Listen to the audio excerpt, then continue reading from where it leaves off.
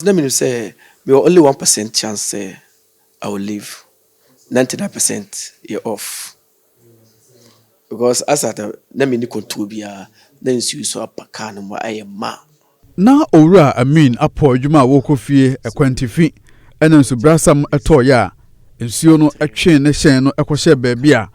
sabre no na nidaso nyina asa sabre no na owura amin eni nidaso bia se oni awura o man lift no benya enkwa bio wabra nsuo ebehye kaa no mu tenchem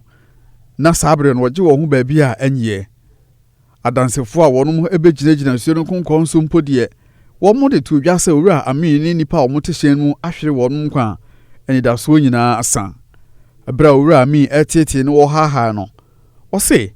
ɛyɛ ne ya no di ho yaw sɛ ɔyɛ Ghana ni Satama made like I was sitting on the car now. Now I feel sad of being a Ghanaian because more than 1 hour na ye course with me who say other guys are more course more free FM4 more free more than 1 hour. Government official bia, not more official bia. I was so disappointed. Ewo owura amin ahohiahia bremu no ena nidaso bi epie ma no a sabre no ahye anenka etwa ne ho wonsuo no mu no ekobo abedua bi mu ema no ginaye sanso ena mrante kwa mienu Hashmin ena afi Mohammed abedidi won kwa eto ho ma nipa ne won mote hyen mu a obeyi owura amin ni abaya na nsuo aka won ma hye mu my friend, my wife, and me catch and say, they ban you, want him in car, a be share heaven. And then my friend, other guys, me catch me na. So it was just that two guys. Omunimi free be pia. They just offered to help. In a way, you feel so. Apart from sometimes being sad of being Ghanaian, but these two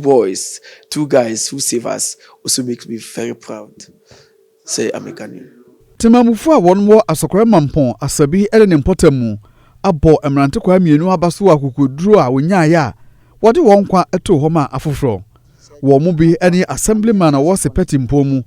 kwa menkroma ata de aseda be Nyankopon nya da yenua Mohammed Abidi a ono so nya asa akukuduru ene omo mobo ano ma ne timi beyi omo a ka ensuo ndi ombe sha ha no metimi hugu manten so se mekohwehwe Mohammed Abidi na manebo amensa kan ye ne se nya bredi nka kra ni a waje enipa a wakwa ahoyehia tise mu nkwan si hobio wotai edonsuko agi nipa nsuo fa won wo mpotamu ho a abrantiko a wadi emfie aduasa miensa kire se kobase nsuo e fa obi akwa wotai esi nani so baako pe ene so obagi nipa nkwa esi ho ye kwara na hu se maame bi ato nsuo no mu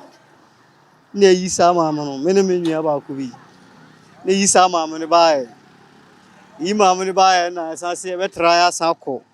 yi de amaka kan mu no ti ya sa fa cha ko duru honum ye mu ba ye mienu mi so ba ko mu na mi yanu so ba ko na mo twa ye mo twa ya na mo sare pie bae ye hu se nsuo ne de o mo ko yeso mi nsuo mi dware kakra nsuo mi de mi se mi wura ma entimi fa mi ko metima ira de simbia metima ya pie anti na ma mi wura mo o ere ani ji miniji passe matima sebo bi nkwa Osubransama eto brada nwumre e wasante mantamu ha e de ahoyehia kase e na abretemamufu a nsuo no konkofo adam ekotu wo mu fi ho sanso na hyenkafo ne akwantufo nso ani haha won ho wabra kwantimpo nyina sisiye e wo asante mantamu